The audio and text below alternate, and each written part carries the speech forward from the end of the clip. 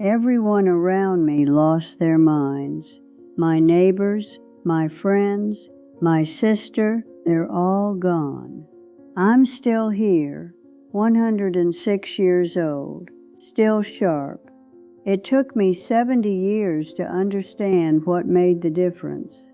70 years, but watching this video is only going to take you a few minutes, and by the end of those few minutes, you'll know everything it took me 70 years to learn. So listen up. My name is Ruth Eleanor Caldwell. I was born in 1919 in a small town in Kentucky. My daddy was a coal miner. My mama was a farmer's wife. The house I grew up in had no refrigerator, no central heat, no hot water from the tap, but every single morning there was hot food on that table.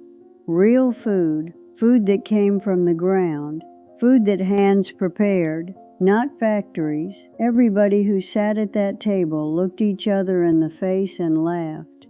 There was poverty, yes, but there was life, there were moments, there was warmth. And the people who got up from that table were strong, not in their bodies, but in their minds. Sharp eyes, clear heads, strong spirits. I look back now, and I understand. The real health was right there, at that table, in that food, in those people. I am 106 years old. I remember every page of the book I read yesterday.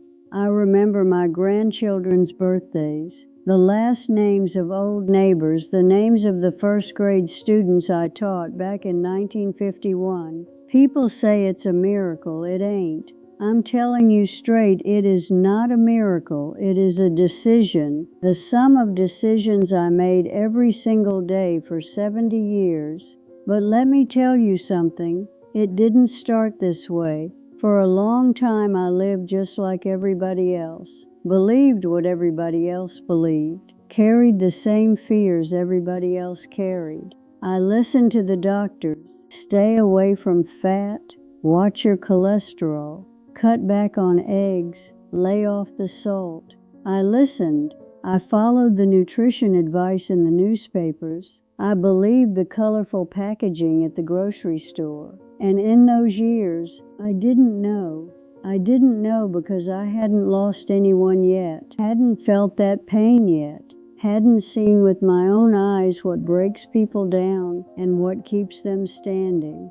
My first real loss came in 1987. My sister Loretta, she was 71 at the time, I was 68. Loretta was always the sharpest one among us. I believe she was sharper than all of us put together. She could do numbers in her head, read a book in a week and argue every page of it, recall conversations from 20 years back word for word. She was strong, she was alive. When she walked into a room, everybody turned. One day she called me. Her voice was a little different, a barely noticeable hesitation in how she talked. "Ruth," she said, "what day is it today?" I told her. She laughed, that sweet Loretta laugh, like she'd already forgotten why she even asked, and said, of course I knew that.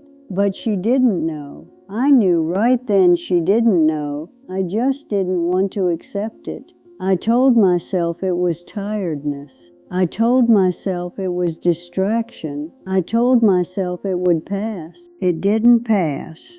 Over the next 3 years, Loretta slowly got smaller. First the little things went, keys, appointments, items on a grocery list, then bigger things. Her children's names started getting mixed up. Then my name disappeared from her lips sometimes. Then her own passed, then her own name.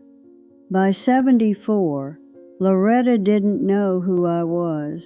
I went every week. I'd sit beside her, hold her hand. I'd look into her eyes, those brown, warm eyes that once could read the whole world, and there was nobody home. The Loretta behind those eyes was gone, but her body was still sitting across from me. still breathing, still smiling sometimes. Doctors called it a disease. I called it a loss, because Loretta was already gone in spirit long before she went in body. And watching that was heavier than death. Carrying that grief, I made myself a promise. Quietly, while holding Loretta's hand, I made that promise. I said, that is not going to be me. Whatever it takes, I am going to do it. Whatever I need to believe, I'll believe it. However I need to live, I'll live it. But at that point, I still didn't know what to do. And I went back to the doctors. That was my first big mistake. In 1991, Dr. Harmon sat me down, looked at me over his glasses, and said, Mrs. Caldwell, your family history is concerning.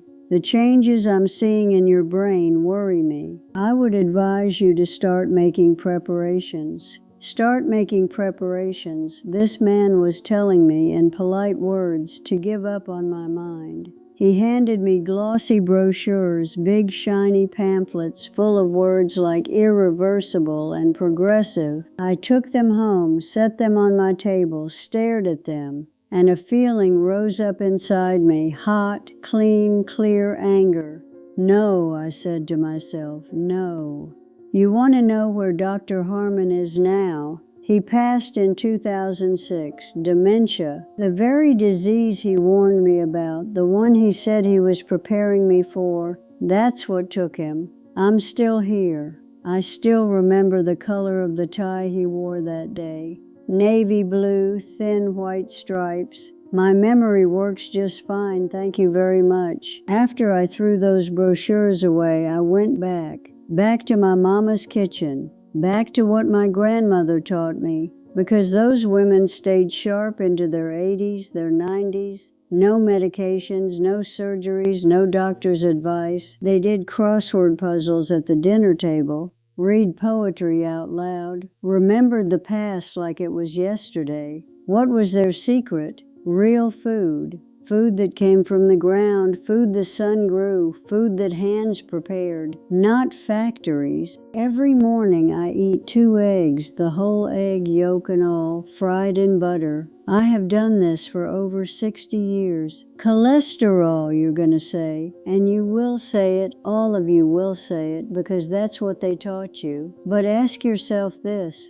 Who funded that teaching? What company? What factory? The yolk of an egg has choline in it. The brain needs choline to produce acetylcholine. Without acetylcholine, you can't think straight, can't make connections, can't remember what you had for breakfast. You throw away the yolk, you throw away the most important part. I never threw it away, and my mind never went away. I eat fatty fish at least 4 times a week. Salmon, sardines, mackerel, the oily kind. Growing up, we called it poor man's food. Now science calls it omega-3, calls it EPA and DHA. I call it what my grandmother called it. It's grease for the brain. Good grease, clean grease. It keeps the bridges between brain cells strong. Without those bridges, thoughts don't flow, memories don't store, words go missing. Some people told me about mercury risk. I said, are you scared of mercury? Or are you scared of forgetting your own grandchildren's names? I made my choice. I eat my fish. I have never in my life used a single drop of vegetable oil. Canola, corn, soybean, who invented those? A laboratory invented them, a factory invented them. Not God, not the ground, not the sun, a factory. Those oils oxidize inside your body. They inflame. They slowly eat away at brain cells. I understood this in 1991, and since that day my kitchen has had nothing but butter and lard. I'm not ashamed, I'm proud, because despite every doctor, despite every piece of advice, I'm still here. I go to bed at 9 o'clock every night. Been that way for 40 years, and for 40 years nobody has changed that. People laugh sometimes, that early, they say. I laugh too, because most of the people who laughed at me aren't here anymore, and I still am. While you sleep, your brain cleans itself. Science just recently figured this out. They're calling it the glymphatic system. I learned it from my grandmother. If you cut the night short, you live the morning short too, she always said. Science finally caught up with her. During sleep, the brain flushes out waste, dissolves damaged proteins, breaks down plaques. If you don't sleep, that waste piles up, hardens over the years, and one day doctors give that hardness a name. I slept every night 8 hours without one apology. Every morning I get up and walk. Not a marathon, not a competition, I just walk. I go outside, feel the sun, see the ground, fill my lungs with air. Movement makes the brain release BDNF, that's apparently the word for brain fertilizer, grows new cells, builds new connections. Used to be they told us you were born with all the brain cells you'd ever get, and once they died they were gone for good. That was a lie. You move, you think, you stay curious, new ones come. I'm 106 years old and I'm still learning new things, and my brain cells are keeping up with me because I never stopped keeping up with them. I never let my mind sit idle. Every morning I do a crossword. I write letters to my grandchildren by hand with a pen, thinking through every word. I read new books. I love hard questions. I'm not afraid to challenge what I think I know. People retire, and they retire their minds right along with them. They sit in front of the television, stare at it for hours. Stop thinking, stop wondering, stop asking. And the brain looks at that and says, all right, these muscles aren't being used anymore. Let's start clearing them out. And it does, quietly, over years, without a single warning.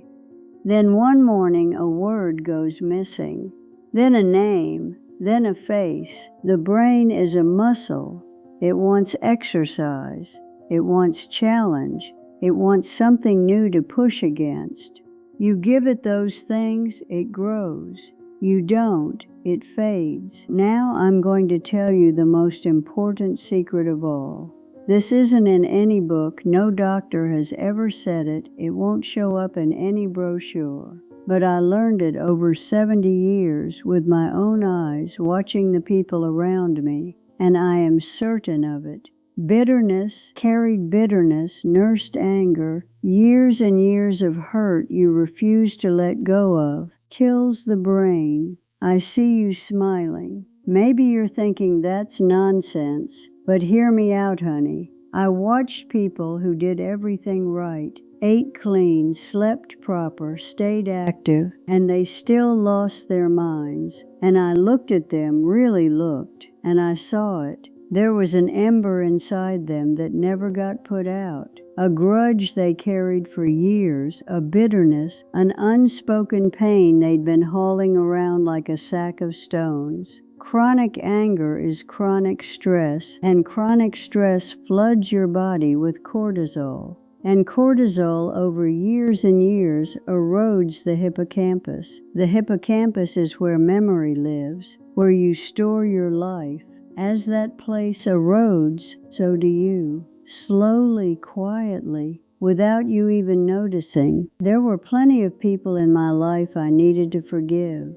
None of it was easy. My mama was a cold woman, never showed her love, was hard on us, kept a distance that lasted for years. I carried that hurt for a long time, and carrying it wore me out, but letting it go felt harder. Letting go felt like surrendering. Letting go felt like weakness. But one day, years after my mama had already passed, I asked myself, who does it help, holding on to this weight? And there was no answer. There was never going to be an answer. So I let it go, not for her, for myself, for my brain. And I swear to you, from that day on, I slept lighter. I thought clearer. I woke up cleaner in the mornings. I am 106 years old. Loretta is gone. Dr. Harmon is gone. Every childhood friend I ever had is gone. My neighbors are gone, but I'm still here. Yesterday morning I finished my crossword. Yesterday afternoon my granddaughter called and we talked for over an hour. I remember every word she said. Yesterday evening I went out to my garden and watched the sun go down, and my heart was full. At 106 years old, my heart was full. That is not an accident. That is not luck. That is not genetics. Loretta's genetics weren't any different from mine.